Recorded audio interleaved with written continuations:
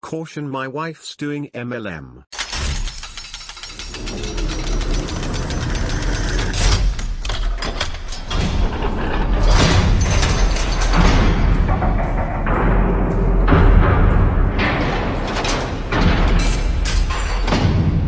My lady is into a program called Arbonne.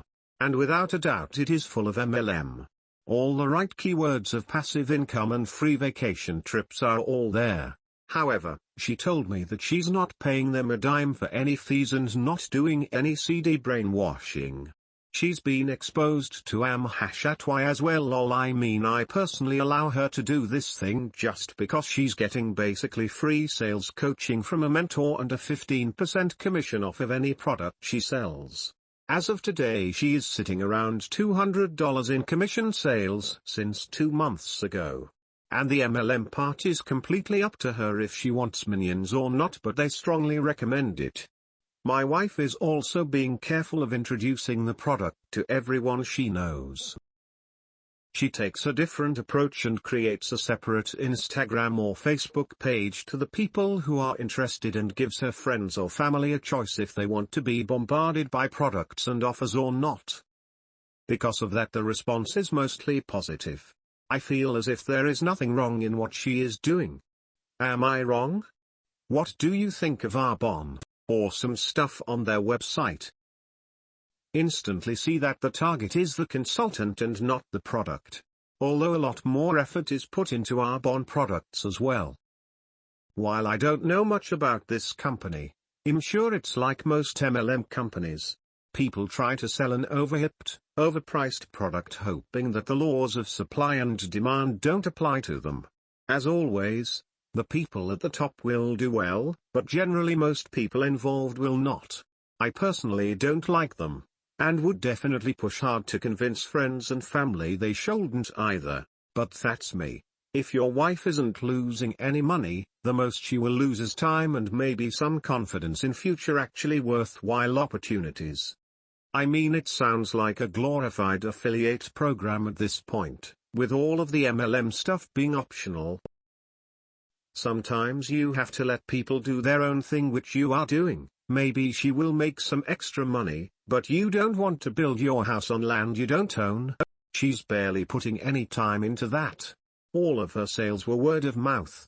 About the worthwhile opportunities, I completely agree. I want her to become her own consultant and find her own products that are not overinflated, but she won't trust me just yet. Luckily, I am a patient husband. Hey. Completely agree. We do not depend on this program. This is a complete non-dependent move on our part. My ex-girlfriend quit her job in 2009 to do Arbonne full-time. She was doing Arbonne from 2005 to 2012. She must have been doing well because we never had any money issues. In 2011 she jumped onto another MLM program called Isogenics. She said it had a faster growth and was more profitable. Her LinkedIn says she is still there. Yes, it is all about pitching overpriced products to your family, real friends, Facebook friends, and everyone you meet. You have to have a simple mind and no reservations or consciousness.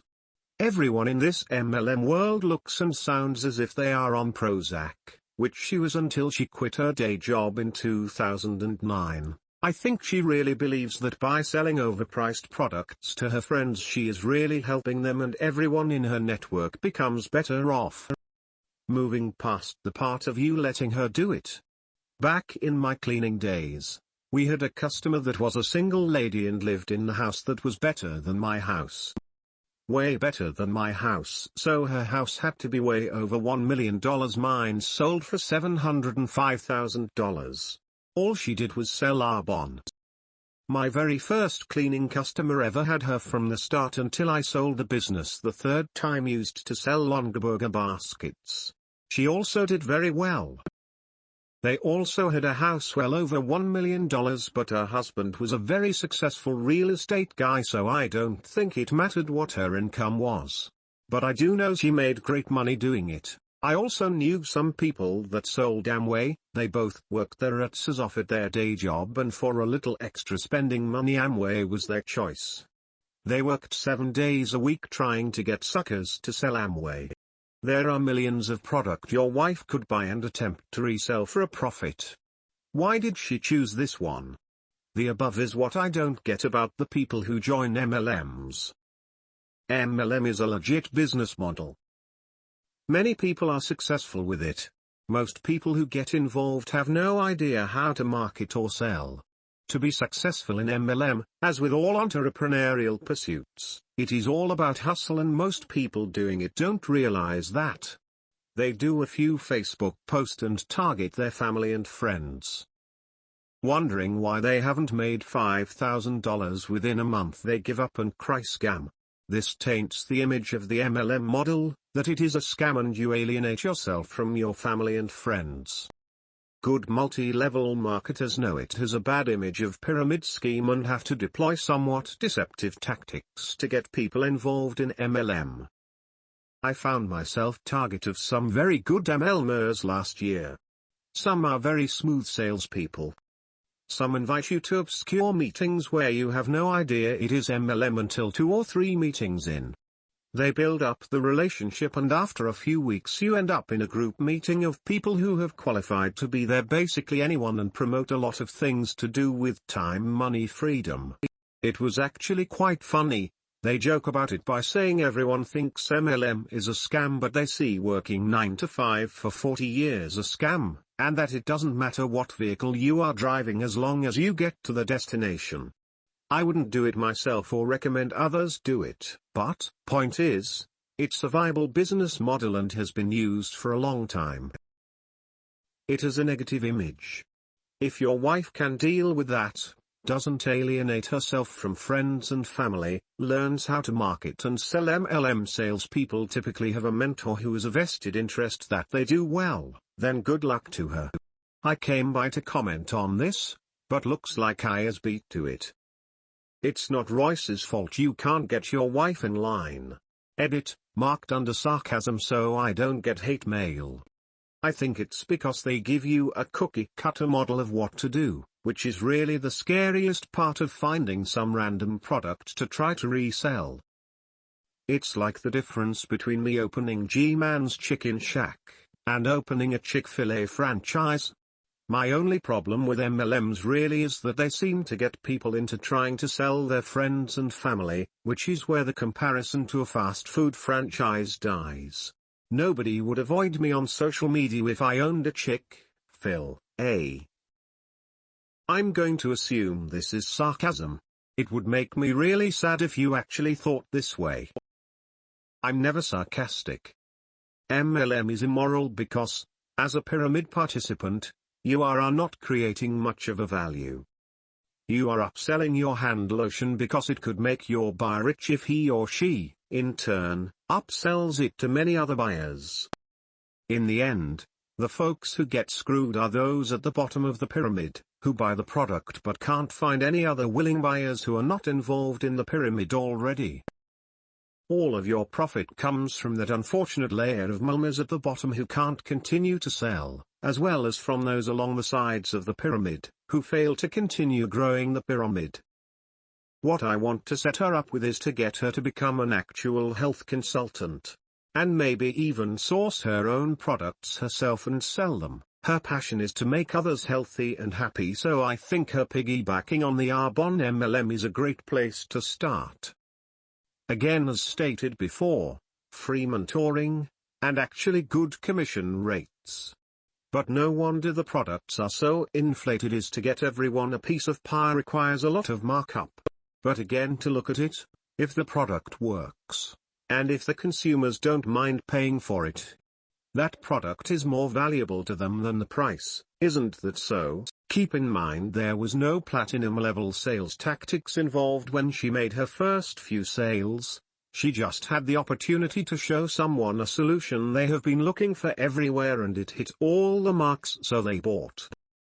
I used to do Arbonne before I got my head on straight.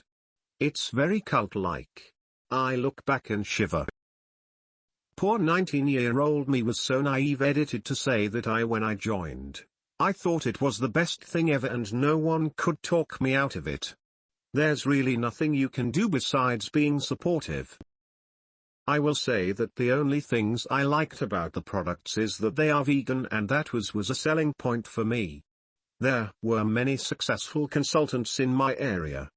My upline had many multimillionaires that joined around 2000-2005 and had hundreds if not thousands of consultants underneath them. That's how they made their money, by taking 1 to 5% of everyone else's sales commissions. Unfortunately, no one else joining now is going to get there. It's an early adapter market for MLMs. I think you should allow her to fail or succeed on her own, then stand by her side happily making Belgian waffles on Sunday morning while she shares her trials and triumphs. This way you'll be supporting whatever endeavor she pursues, since you trust in her abilities and mind and passion so much. Right. It's not about you wanting her to do anything. It's about if she wants to do this for a month or 10 years. If you don't want to sell it, don't. If she wants to go flip burgers, it's her that is doing it, not you. It's not really your problem at all unless it starts interfering with your personal life. I wish my wife would quit working altogether, but she has told me she will probably work until she dies. Nothing I can do about it. But, what you can do. If she is open and wants to hear it, give her ideas about what she could do in the future. If she is happy doing what she is doing, I will guarantee you that what you want will never happen if you push it over on her. Case in point, my buddy informed me about 2 hours ago his wife filed for divorce after 37 years of marriage. I know why. She lost her job of 34 years and he has been hounding her to do things she doesn't want to do. Their house is up for sale in Kansas City, Kansas, if anyone is looking. There's nothing wrong with it. She might get some value from it, assuming it doesn't eat her time. And your wife should be able to do what she wants, no? My thoughts are clear on MLM though. Sourcing a product and trying to sell it through a variety of channels, IMO, would be a better self-development experience. And much more profitable. I think we all have a MLM story in our backgrounds.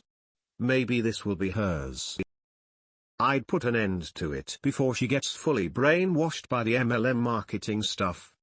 Some come to their senses, but some end up hopping around different MLM companies for the rest of their life. I find people that peddle MLM unbearable and I refuse to associate with them. Couldn't imagine living with one. That's just me though. I'm young, but my take, when this comes to relationships, is to be accepting of her choice and not try to manipulate her into moving away from it. She's intelligent enough and has her own reasons. At the same time, be there for her and inspire her with your success. Let us assume, hypothetically, your wife is doing drugs. Would you take a similar approach of letting her move away from it, or would you warn her of its negative impacts and push for rehabilitation? Although that is an extreme, my best friend's brother-in-law was in the same position as op. Letting people do as they wish without warning them is very harmful. In fact, if you love someone, you would warn them of the negative effects, not inspire her. MLM just burns money, especially this late in the game. The problem with scams like these is the use of emotional manipulation. They are often set in nice rooms with well-dressed people. The warm, homey atmosphere causes people to be easily influenced and to fall into the scheme. Op should at least tell her of the negative effects. This plants a seed of doubt in their heads. My girlfriend exposed MLM for me early on, and if it wasn't for her I would have wasted a long time on the venture. Weird way of looking at things. Relationships should help with the transference of knowledge. Warning each other of fruitless ventures would be a net beneficial. If you are simply a yes man who doesn't set boundaries or offer criticism, then you don't love your partner. Good point. I do agree with what you said. But I do think there is a gray area that Op is dealing with. He should be looking out for her well-being. At the same time, he should be careful when he engages that discussion for the sake of your relationship. Totally agree with you. Fully agree on that. She's not the type to get brainwashed. MLM can't fully achieve that with people who don't care so much about money and don't buy into fairy tales. I've stated why she's doing it loud and clear. She's not buying the dream, she's using the services to her own advantage. It's a very generic stereotype that you refer to when you find them unbearable. Some of those people actually are very nice people and seem to be living off of it just fine. Thanks for the feedback though. Warned her before she even started and she fully acknowledges my boundaries that I set beforehand. You can warn them of the negative effects of MLM and inspire them at the same time. What are you talking about? Fully agree on that. Perfect understanding, Mr. Isaac. Yes, it's a grey area, but we both came to terms and agreements before she started this thing. I don't think you understand. Two people in a marriage are equals. There is no setting boundaries. You discuss as a team, and work towards mutual goals, but you don't set boundaries on them. Each has sovereign ability to make their own decisions. Yes, you should consult with your significant other on major decisions, but you don't get to dictate those decisions, or the boundaries of those decisions, unilaterally. There is a difference between offering criticism and discussing the benefits and negatives of some decisions. Some of the comments in this thread make it sound like men need to keep their wives from making any bad decisions, like they need to be their protector from the big bad world. That's not how a relationship works. You can twist what I say any way you want. It doesn't change what it means. I'm not one of those you can lead off a cliff. It really irks me when I see men on here saying things like, "That's not how a marriage or relationship works. Two people in a marriage are always equals. There's no setting boundaries whatsoever. There's no other relationship style that works except for the way mine works. Hate to break it to you, but this is a big world.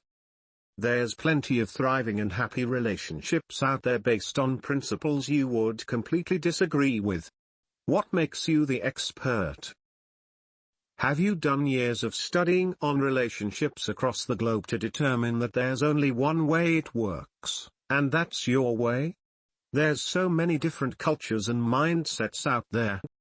Say that's not how it works in your relationship and move on. You don't speak for the rest of us and all of the world. As a woman, this is an interesting read, really. Thanks for your thoughts on this. I'm sorry I offended you. I didn't realize women were still considered property in your culture. Never said anything like that. Nice assumption that any deviation from your mindset has to mean that though. Your elitist mindset thinking that your perspective is the end-all, be-all is what's the problem. Like I said, plenty of people out there living happily who don't think and do exactly like you do relationship-wise. Do your thing, but don't think that everybody must conform to what you do or they're wrong. What is an actual health consultant? I've never been elitist before. Do I get a badge? Or like, a red blazer or something? Let me try to elaborate now that I'm at my computer. If you don't want to read it, or if you read it and don't agree, that's fine. See how that works, when you're free to make your own choices. I'll leave this thread to its own, as I've said my piece. I'll read opposing viewpoints, but I will choose not to argue. If we don't see eye to eye, that's no skin off my back. If Op had come in here and said this, I mean I personally allow my brother or best friend or father or literally anyone else, to do this thing just because he or she's getting basically free sales coaching from a mentor and a 15% commission off of any product he or she sells. Would that be different? Wouldn't you assume that Op has no control over what their brother or father or friend does? If my brother came to me and said I'm going to sell Amway and I said I'll let you do that for 2 weeks, but if you don't make your money back, you have to stop, that would be ridiculous, right? Why would I think I have any control over what my brother does? I could say things like 99% of people make zero or negative money doing that, or I think that's not the best idea and here's why. But to tell him he can't do it or that there are boundaries if he does is ridiculous. Same with a friend, or a cousin, or a neighbor. If they want to sell Cutco knives, there's literally nothing I can do to stop them. So why does this suddenly become okay when it's a spouse or significant other? Why do we feel we have control over what they do or don't do? It's not even about relationships, it's about how we treat other people. Or two. Your wife is not your brother. Your wife is not your father.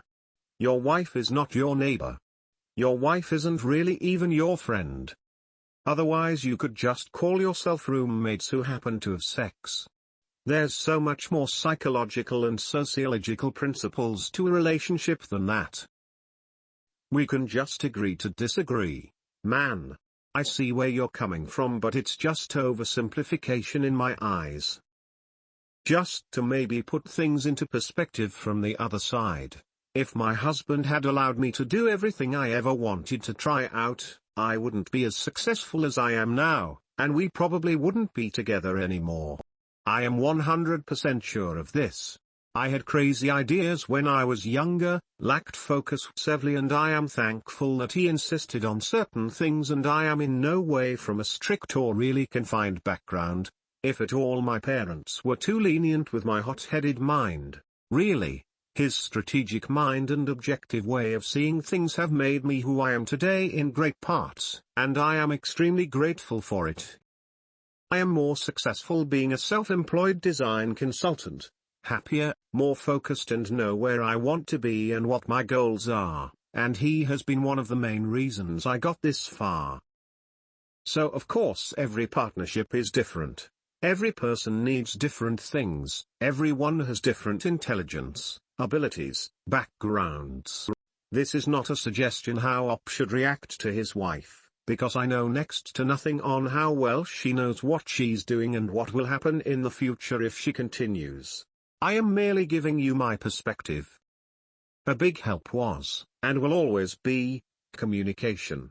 If you can talk about it, and you both can rationally argue in favor of some things and against others, then you will find common ground, most likely.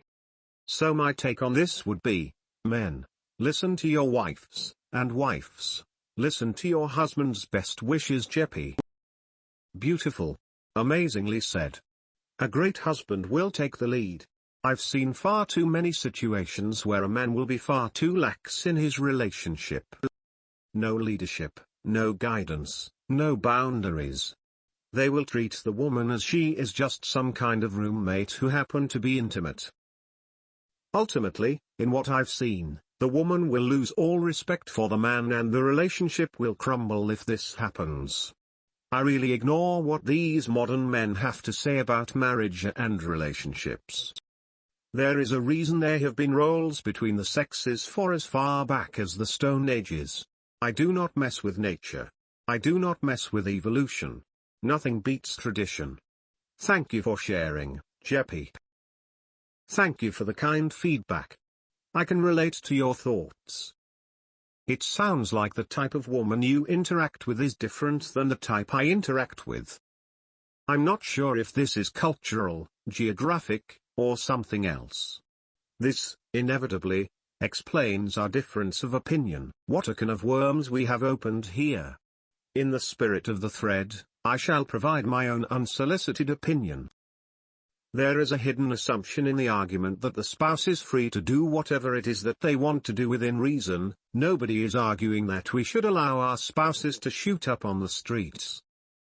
The assumption here is that the person in question has the life experience, knowledge, and good judgment to make prudent decisions that could reasonably be expected to lead to neutral or positive outcomes in the future. But that's all it is, an assumption. Think of it this way, if we were talking about a parent and child, the conversation would be different. We would implicitly assume the child didn't have the framework to make great decisions in this regard, and probably consider it our duty to steer them away from joining the MLM. When we swap out the child for a spouse, the situation changes because the fundamental assumptions are different, at least for those arguing that the spouse has full sovereignty over their actions. It's not so cut and dry as some would believe. It could very well be the case that the op's wife has a history of making poor decisions, in which case yes, it would be his duty to put his foot down as a husband and say no, this is going to be harmful to the family, it is not permitted. Or, it could very well be the opposite.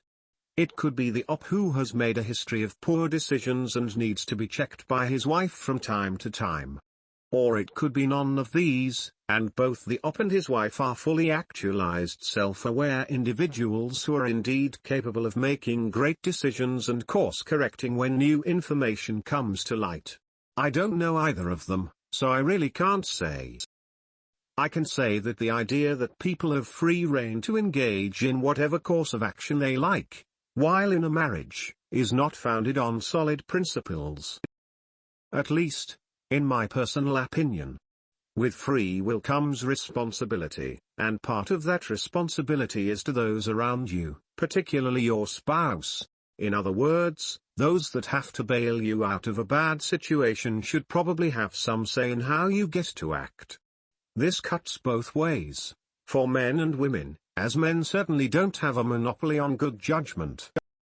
Now it is certainly my turn to say, beautifully phrased.